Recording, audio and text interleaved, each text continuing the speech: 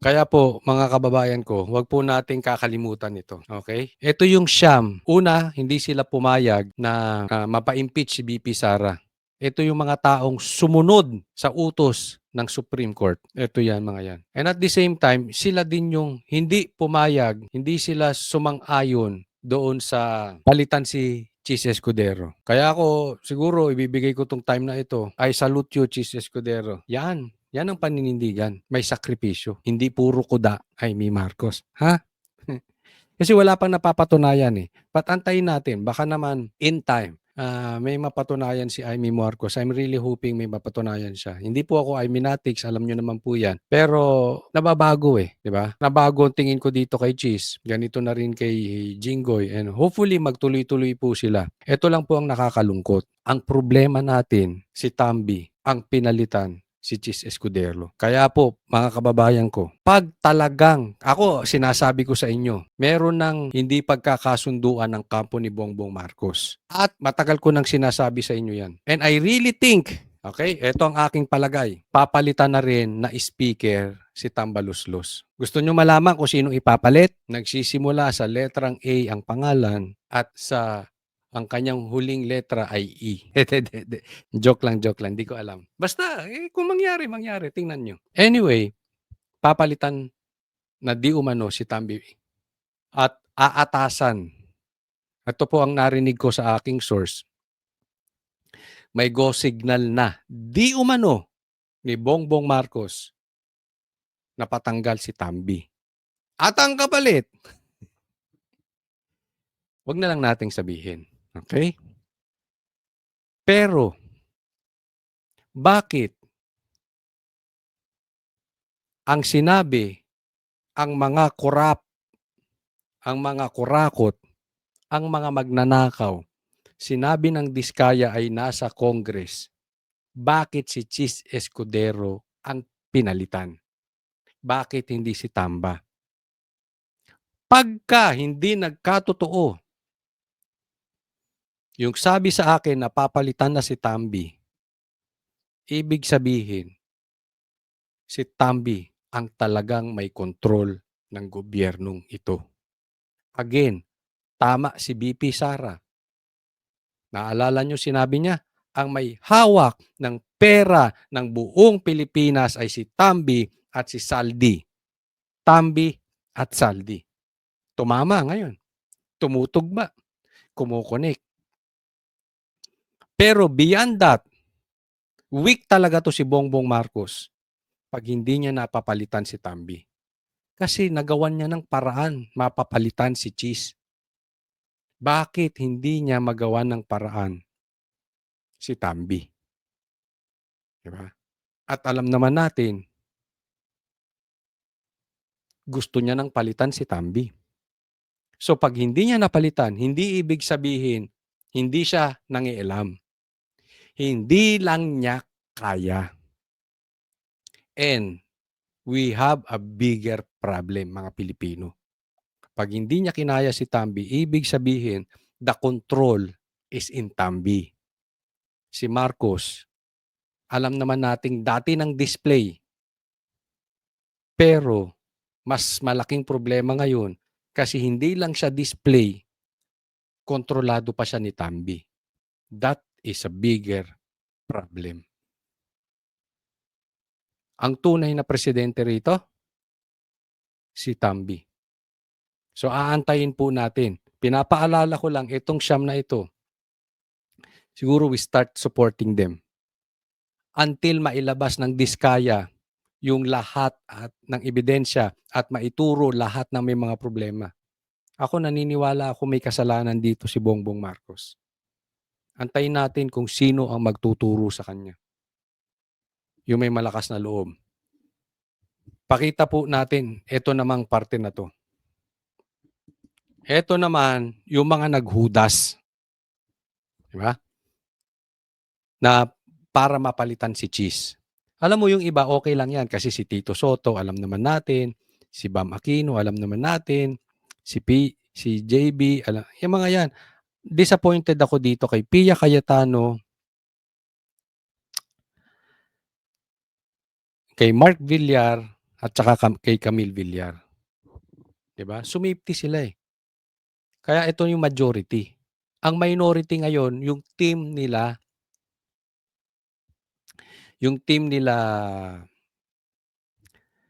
Cheese, yung Duterte Black. Kaya nga alam naman natin sa simula, 'di ba? Lagi nating sinasabi, si Risa gustong maging minority. Hindi, loko-loko ka. Paano ka maging minority? Sunod ka ng sunod kay Bongbong Marcos. Ito ngayon, nasa majority ka na. Yan ang majority, yan ang listahan ng majority ngayon. Ang minority, ang totoong minority, ang totoong ah, hindi pro-admin, yung partido nila Cheese, ng Duterte Black. Yan naman talaga, eh. Yan naman yung lantaran talagang kumukontra sa mga kalokohan ng ginagawa sa mga Duterte. Yan yung mga yun. Itong mga nasa listahan na yan, bata ni Bongbong Marcos yan. Oo, pro-admin yang mga yan. 'Di ba? Kaya itong si Risa, itong sila Bam, sila Kiko, itong Pinklawan, wala talagang paninindigan yan. 'Di ba? Galit na galit yan sa mga Marcos. Sinusukan niya ng mga Marcos. Ano nangyari ngayon? Sip-sip sa Marcos ang mga dilawan. Kitang-kita nyo naman lahat, eh. Para maging relevant ang dilawan, sip-sip sila sa Marcos. Eto na yun. Eto, maliwanag na ebidensya. Kahit itanggi ng mga dilawan, eto na. Kinain nila yung tae nila. Pasensya po doon sa mga kumakain. Kinain nila yung sinuka nila. Di ba? Okay naman yung mga Tulfo. Alam naman natin yan. Ang Tulfo may pangarap din yan. So, galit din yan sa mga Duterte. Kasi alam naman natin, lahat, kahit sila, malakas talaga ang Duterte. So, panig muna sila kay Marcos. Kainin muna nila yung suka. Di ba? Yan yung mga dilawan. Pero tingnan po natin, gusto ko lang ipakita to. Ito naman yung sinabi pakinggan po ninyo, sinabi ni Tambi. Akusasyon ng mga diskaya, di palalagpasin ng liderato ng Kamara. Oh. Alam nyo, dyan na lang. Talagang nakikita naman natin. Di ba? Talagang itong Kamara, yung Tricom, yung mga Comcom nila dyan. Alam naman nila, sabi nga ni Chanko, sabi nga ni Magalong, alam naman ninyo ang problema kung kanino galing. Alam nyo naman kung sino pinakamalaking nakurap.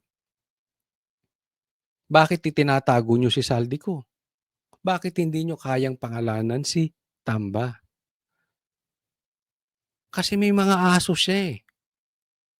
Yung mga aso niya, hindi naman naghahanap yan na masolusyonan ng problema sa baha. Alam mo yung sinasabi nila Abante, nila Puno, nadadamay kami dito. Wala kaming kasalanan, nadadamay kami. Bakit guilty kayo? Bakit kayo nadadamay? Ang daming congressman, gumanyan ba sila pulong? Yung ibang congressman, defensive ba? Diba? Pinagtatanggol. Kaya, eto, pag hindi pa't naalis talaga to si Tambi, malaki problema natin. Ito talaga presidente. Pero, pag naalis si Tambi, tingnan ko kung anong sasabihin niya mga Tricom na yan. Baka matatapang lang yan sa mga vloggers. Diba? Tingnan natin kung saan sila ngayon pupulutin. Kasi definitely,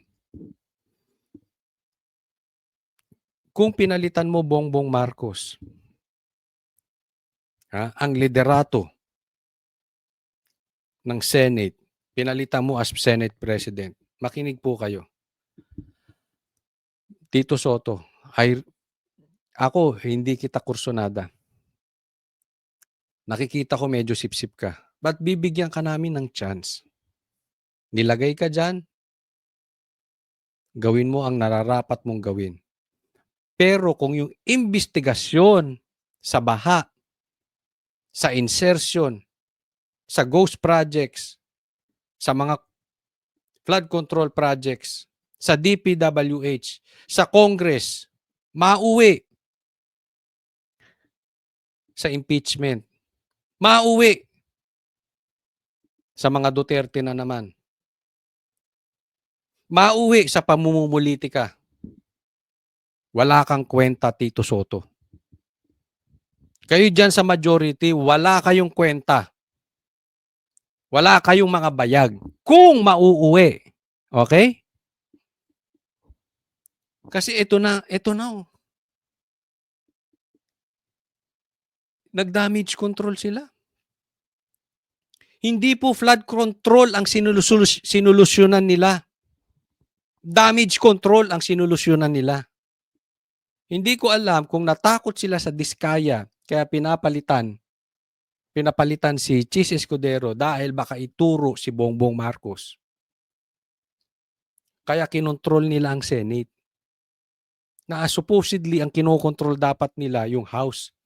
And that is long overdue. Matagal nang dapat pinalitan to si Tambi. Wala kang ginawa, Bongbong Marcos. Alam mo nang matagal yung insertions. Alam mo na yung nangyayari sa Kamara. Wala kang ginawa, Bongbong Marcos. Ngayon, up to the very last, si Chis Escudero pa pinapalitan mo, hindi si Tambi. Wala ka talagang kwenta. Kaya dapat mapalitan to. Kung hindi, wala ka talagang kwenta. Kasi ang nakikita ko dito, sa gitna ng kaunting tagumpay, ang ganda ng imbestigasyon sa Senate. Bakit ang inasikaso ninyo yung pagpalit kay Chis Escudero? Kaya titingnan ka namin, Tito Soto. Gamitin mo yung utak mo. Sabi ng iba, makadiyos ka. Gamitin mo. Ang liwaliwanag, may korupsyong nangyayari. At kung sakaling involved dyan si Bongbong Marcos, huwag mong ipagtanggol. At kung sakali, paimbestigahan nyo ng todo kung gaano kagaling ginawa ni Marcoleta ang Blue Ribbon Committee. Kung may ipapalit ka dyan, ganun ang mangyari. Baka mamaya, malihis tayo sa impeachment. Ipasok mo yung impeachment, unahin mo yung impeachment. Baka unahin ni Tito Soto. Hindi kita pinangungunahan. Sabi ko nga, bibigyan kita ng chance, Tito Soto. Pero kung mauuwi tayo sa impeachment, mauuwi tayo sa Duterte, you are like them. Don't be like them. Don't be a trapo. Don't be evil because malaki ang problema natin sa baha. And this is not about the Duterte. Magkano lang ang pinag-uusapang confidential funds ni BP Sara? Magkano ang confidential funds ni Bongbong Marcos? Magkano ang insertion? Nasa billion. 150 million lang ang kinagagalit sa confidential funds ni BP Sara. And these are billions. Alam ko, Tito Soto, hindi ka bulag. So wag na sana natin ilihis. Dahil magagalit talaga ang taong bayan. At alam ko mananagot ka sa Diyos, Tito Soto.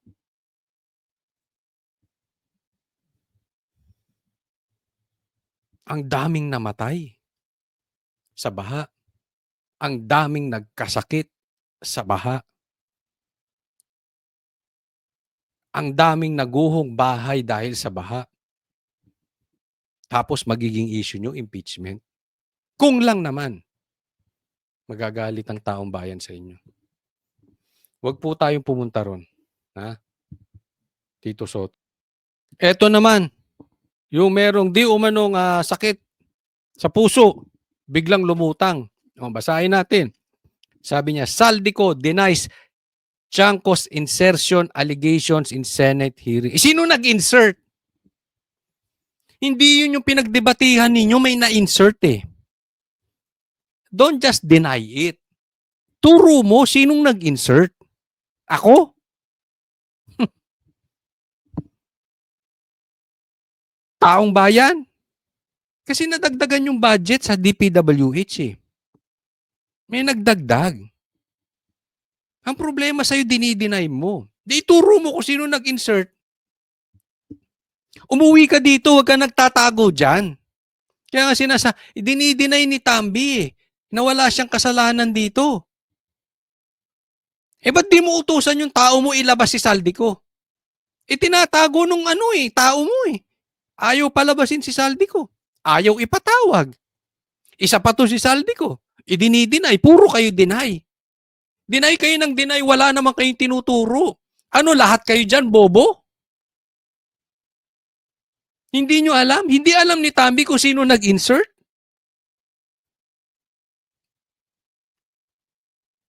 Hindi mo rin alam kung sino nag-insert?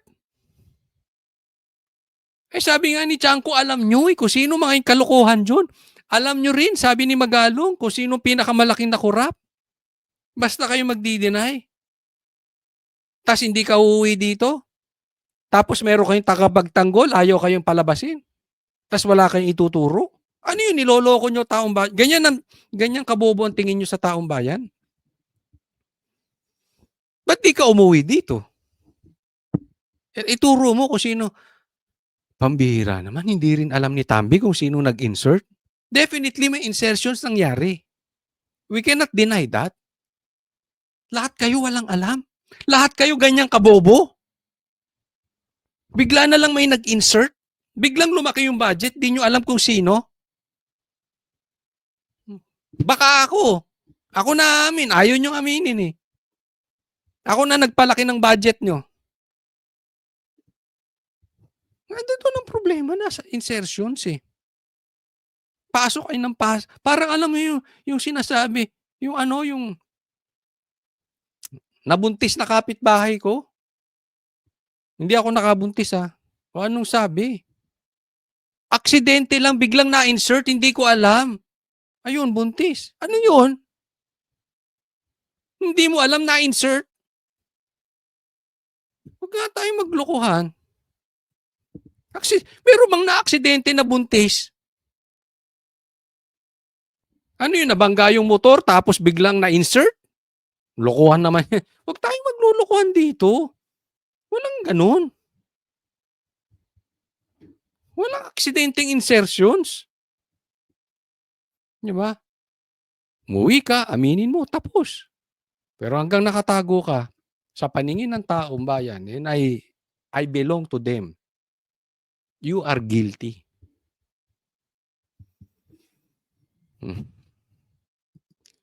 Kaya alam nyo, eksakto sinabi nito si Bato eh.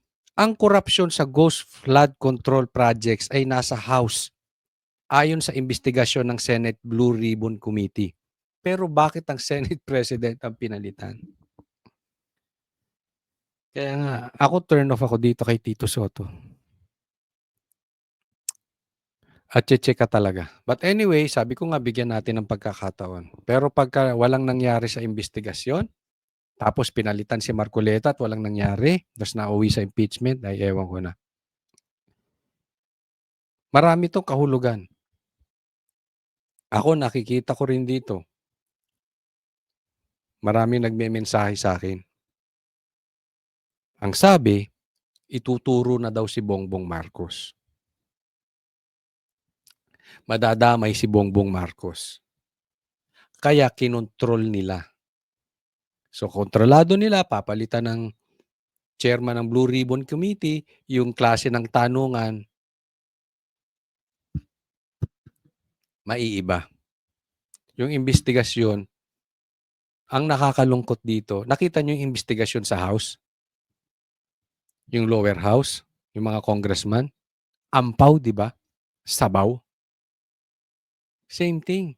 Baka mamaya, yung napakagandang investigasyon na ginawa ng Senate sa pangunguna ni Marcoleta, parang sa House, sa lower house, maging sabaw, maging walang kwenta.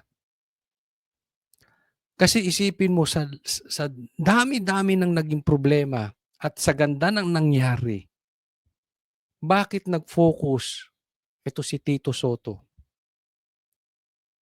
at ito si Bongbong Marcos sa pagpalit ng liderato? Wala tayong nakikitang ano dito kung hindi may posibleng ituro si Bongbong Marcos. Wala, 'di ba? Ano? Alam naman natin si Tito Sotto na talagang gigil na gigil sa impeachment. Hmm. But then again, sabi ko nga pagbigyan natin. Pero hindi kami magpapabukas, Tito Sotto. 'Pag nagkamali ka diyan, babanatan ka namin. But for the meantime, tingnan muna natin kung talagang may konsensya, may kaluluwa ito si Tito Sotto. Bigyan natin ng chance. Ipakita ko lang 'to sa inyo 'no. Alam kong, dito manggagalaiti kayo. Dahil all along, alam na nila yung problema, eh, pero wala silang ginawa. Panoorin niyo po 'tong video na ito.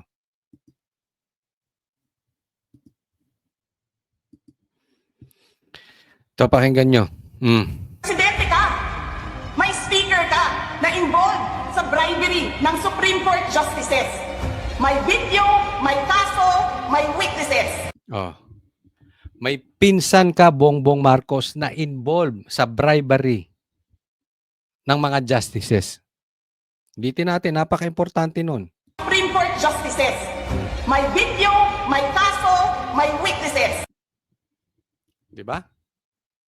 Pinsan mo yan, Bongbong Marcos. Involved. Bribery. May ebidensya. May video. Anong ginawa mo, Bongbong Marcos? Hindi mo tinanggal yung speaker mo. Ngayon, di ba? Ang tagal, hindi matanggal. Tingnan natin, baka pagka-upload ko nito, biglang natanggal na, matanggal na. Di ba? Kinabukasan lang, matanggal na.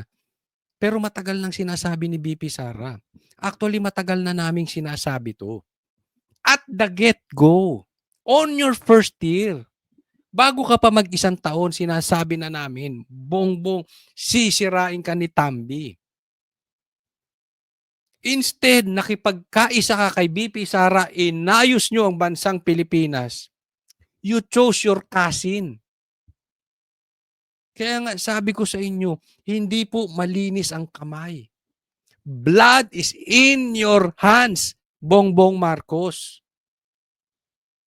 May dugo ka sa kamay. Hindi ka malinis. Involved ka dito. Directly or indirectly. Hindi ko sinabing nangurap siya. Pero hindi mo ginawa ng paraan. Yan ang leader. Kunwari lang ako congressman. Ito halimbawa lang. At wala akong magawa para sa distrito ko. Totoo to. My friends know me. Magre-resign ako. Ito, my friends know me. Pag hindi ko type yung pinaglalaban ko at o-offeran mo ko, tatanggihan kita. Alam yan ng mga malalapit sa akin.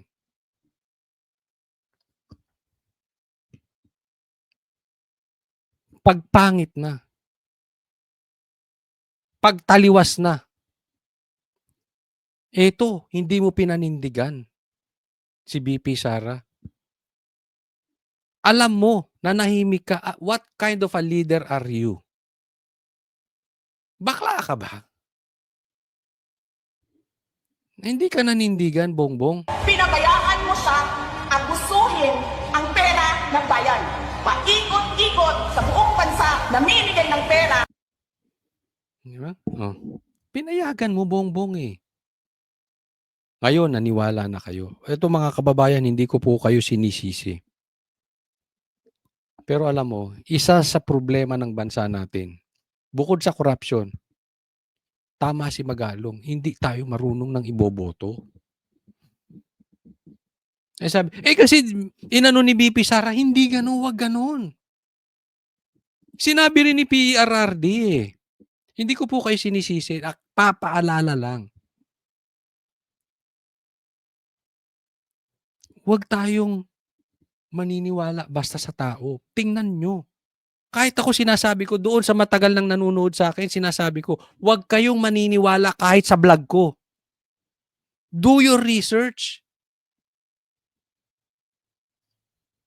Para pag nagkamali ka sa desisyon, you are responsible. You don't blame other people. Ay, kasi sinabi ni Sarah, hindi ganoon, wag ganoon. Ulitin ko, hindi ko sinisisi. Kailangan lang tayong mag-improve. Magkaroon tayo ng sense of responsibility. Hindi ko pwede sabihin, nagugutom yung anak ko eh. Kasalanan ng gobyerno, hindi ako papayag ng ganon. Kahit kasalanan ng gobyerno, kahit loko-loko yung gobyerno, kahit magnanakaw ang gobyerno, I will take the responsibility kung gutom yung mga anak ko. Dapat ganun po tayo. So, ayusin po natin yung pagboto natin.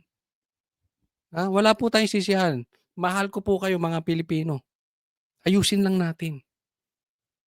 Magtayo tayo ng totoong unang hanapin nyo. Tatandaan nyo to. Yung may takot sa Diyos. Yung may pagmamahal sa Diyos, unahin natin yan. Hindi po mangungurap yan. Yes, hindi sila perpekto.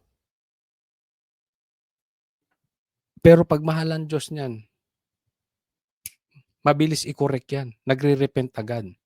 Hindi po yan manhid. Pangalawa, meron ng ebidensya. Hindi dati corrupt, tapos kakandidato sasabihin, hindi na ako mangurap. Hindi ganun. Sasabihin, lalabanan ko ang corrupt. Corrupt ka nga, paano mo lalabanan ng corrupt? Lalabanan ko ang droga. Adik ka nga, paano mo lalabanan ng droga? Huwag tayong maniniwala sa politiko. Tingnan mo yung ginagawa nila. Same thing na sinasabi ko sa inyo. Huwag kayong maniniwala sa vlog ko. Sa kahit sinong vloggers, including me. Do your own research. Be responsible. Ganun po dapat ang mga Pilipino. Diba? Kaya may mali ang gobyerno, gawin din natin yung part natin. Diyan nagkakamali. Kaya ako nahihinaan ako talaga kay Bongbong Marcos. Sisi siya ng sisi. Wala akong kabilib-bilib sa tao na ilaging inililigtas yung sarili. Pero it happened on his watch. Anong klaseng lalaki yan? Diba? Anong klaseng lalaki yan?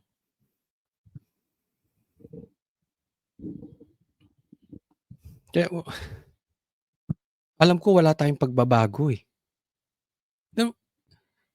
Walang acceptance on the part of Marcos.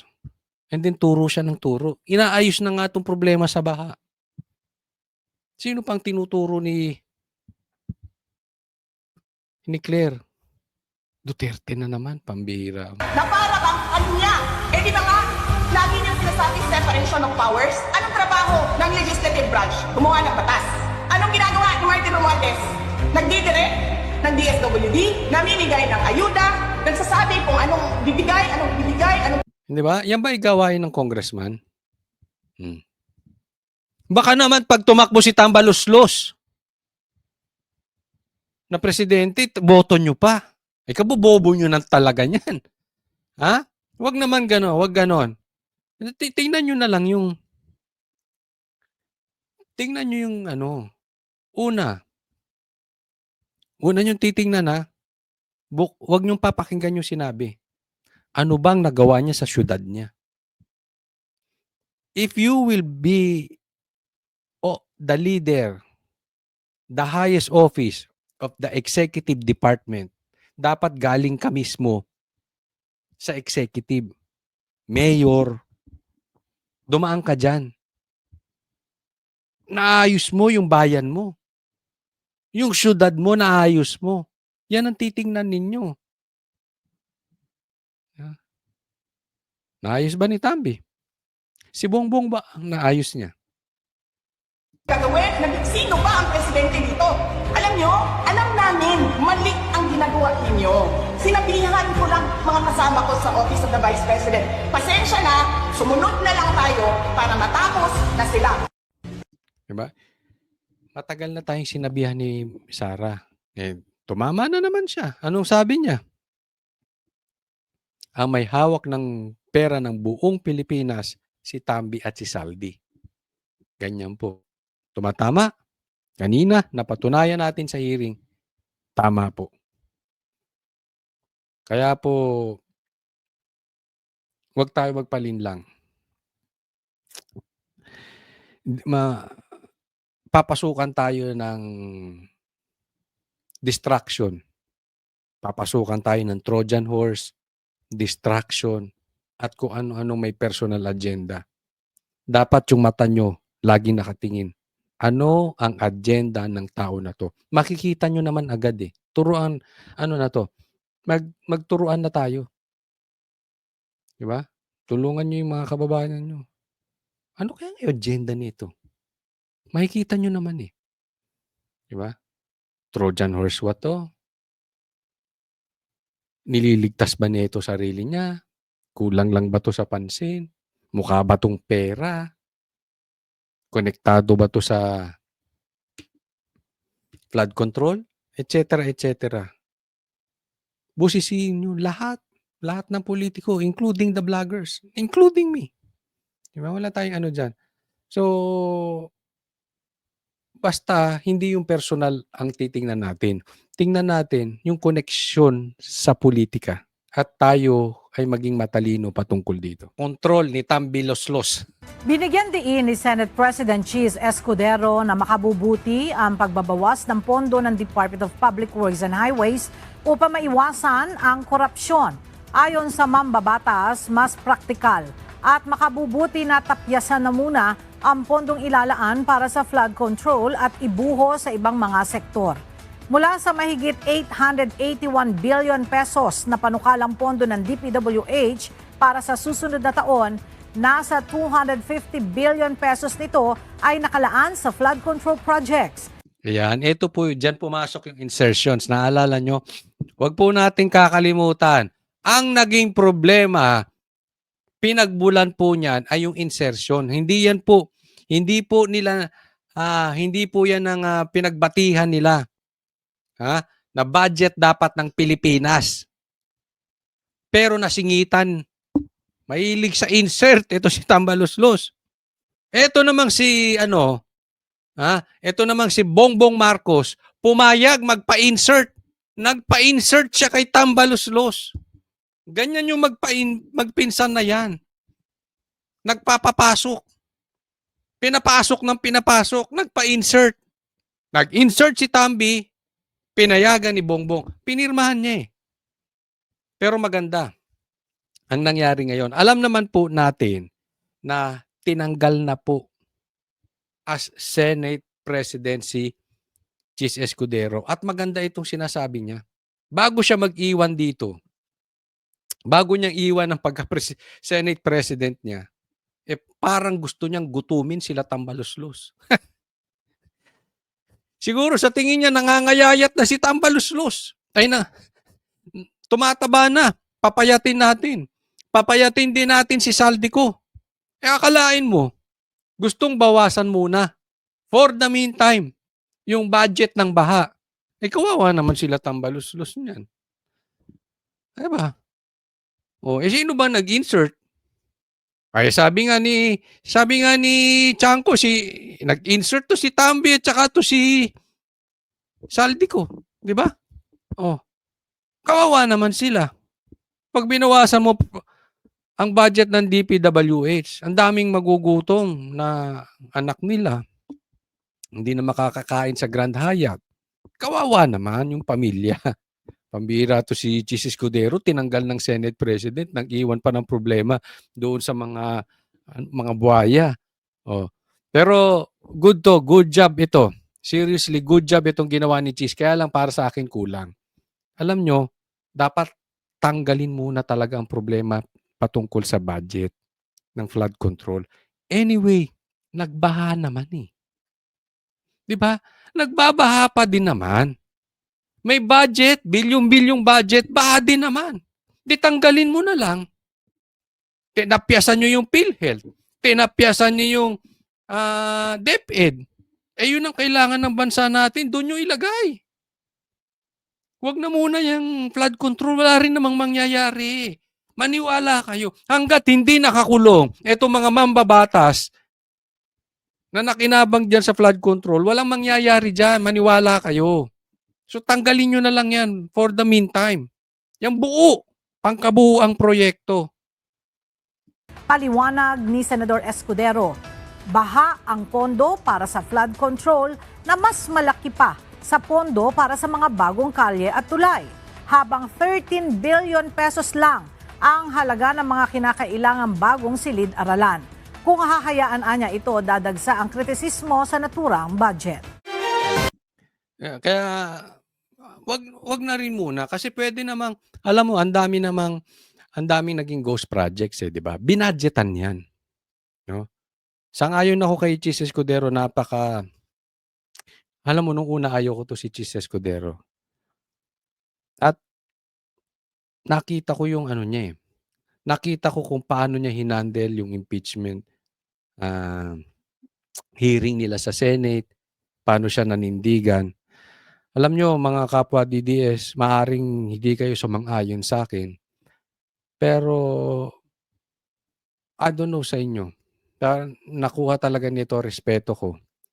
Alam nyo naman, binatikos ko to kasi ginawa tong waiter ni ni Lisa, di ba?